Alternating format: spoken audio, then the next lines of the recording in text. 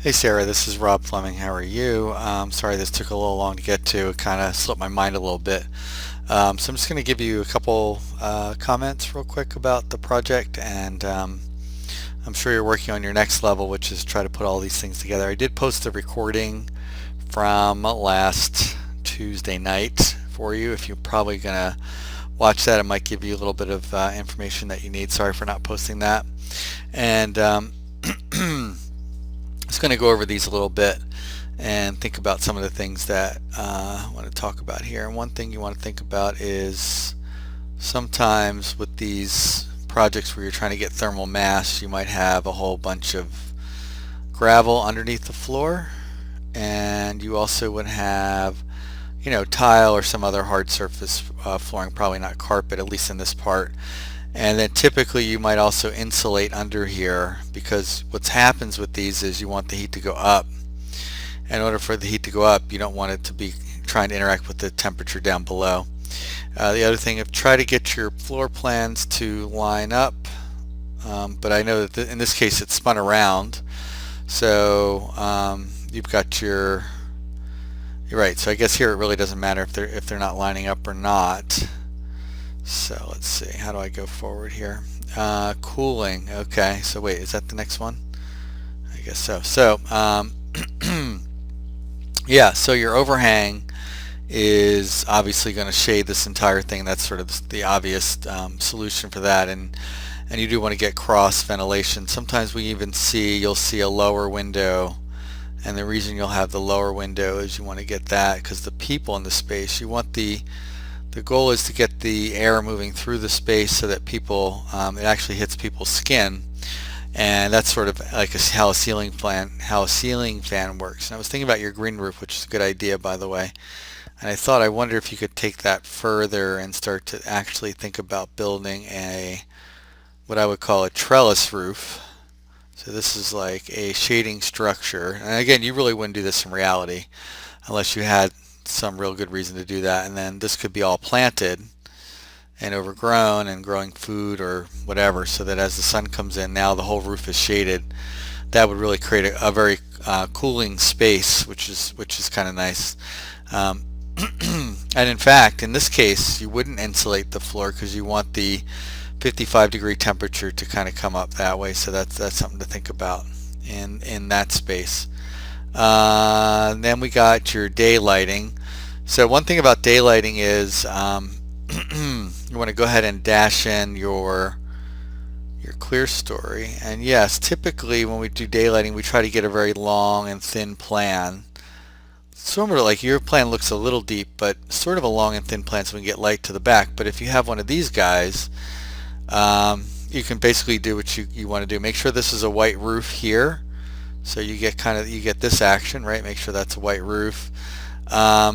Your light shelf detail, I'm just going to redraw this up here, is usually a light shade on the outside, and then you have your glass coming down, and then you have a shelf on the inside, glass here, and then you have your roof. And I kind of made that too far, but I think you get the point.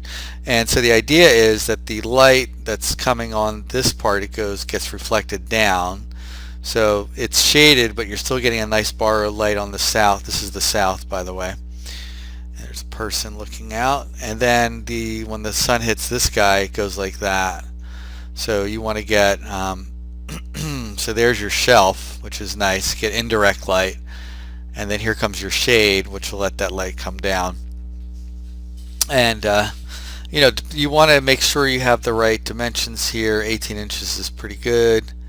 That can change depending on the project, but if it gets to be too far, then you really have a problem there. And so if you do the clear story all the way around, these are windows. It's crooked, I'm sorry. You're going to have a really nice light filled, and then sometimes they hang, I'm going to change the color, here we go.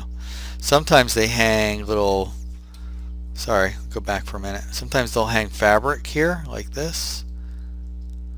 And the purpose of the fabric is to try to draw the light down, and usually a light colored fabric, and get the light to sort of spread and bounce around into the space, right? So that's that one. Generate power, right? That's sort of an obvious one. Solar panels on for FW. Not quite sure what that means, but maybe you're going to integrate some solar shading into that.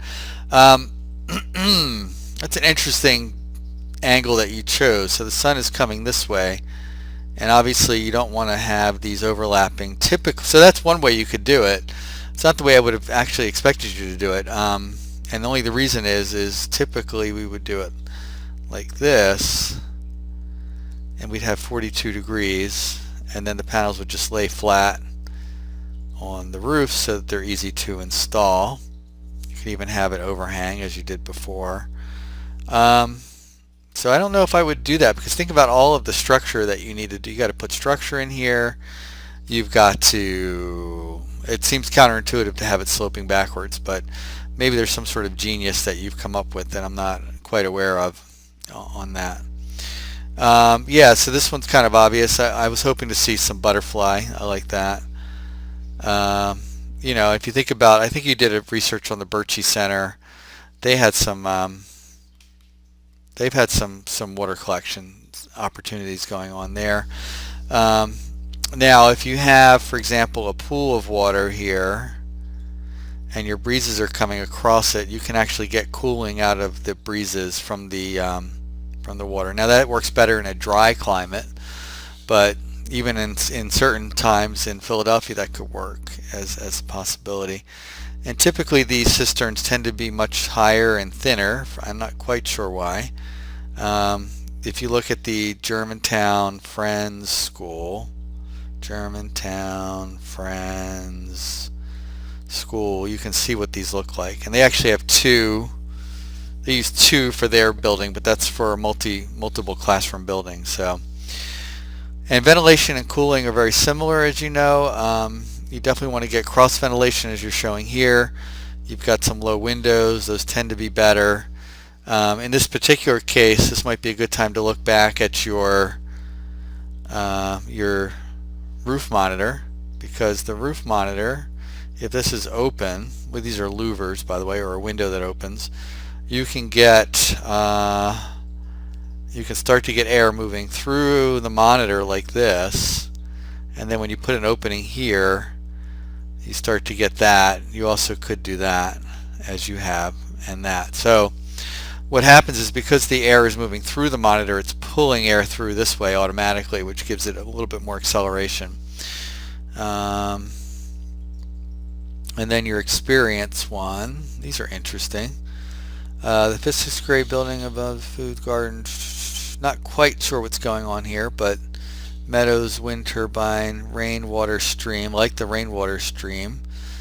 So I know in the Birchie Center they actually moved the stream right through the building, either I think it was under glass in the building, but it might be kind of interesting, or it might be interesting from an experience point of view, is to cross a bridge over the rainwater stream to come into the building. That'd be cool for an experience opportunity. Here obviously you've got this opportunity going, which is good. This one we talked about already. Northern light, natural light. Yeah, these are typically north light, very good for art, and I guess that's hanging fabric or something, I'm not quite sure. But yeah, so just remember, northern light doesn't spread like that, right? In fact, you could even do that with southern light, and you can bounce it around and get a better, it'll be a little bit brighter and harsher light, but could be useful. And then your culture enhances learning culture. Living wall, that's cool. Okay. Not sure what that says. I think that's a cistern. So now you're getting the outdoor. Okay, I see what you're doing. So that's cool. Try to make these. Yeah. So I think that's actually a really interesting idea, and I would take that and bring it into the building.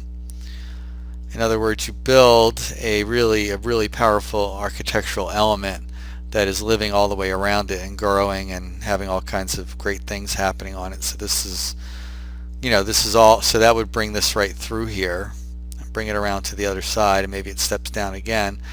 And then think about having growies inside the building, so you really feel that. And then the cistern, my bet is that the cistern's got to feed water to this. So I wonder if you're better off, since the roof is sloping this way, I wonder if the cistern is here and it's used to feed water into this living wall that you've proposed here. I do think you should take a look at the shape of your plan. For Tuesday, you're going to want to combine some of your sections into your space plan, and I haven't taken a look at your space plan lately. If you haven't got your space plan done, you want to do that as soon as possible. So anyway, I hope this helps, and I hope that you're able to move on to the next level. I will be available on Sunday night if you need to chat with me or if you want to send me something. All right, okay, thank you. Now let's see if I can stop this thing.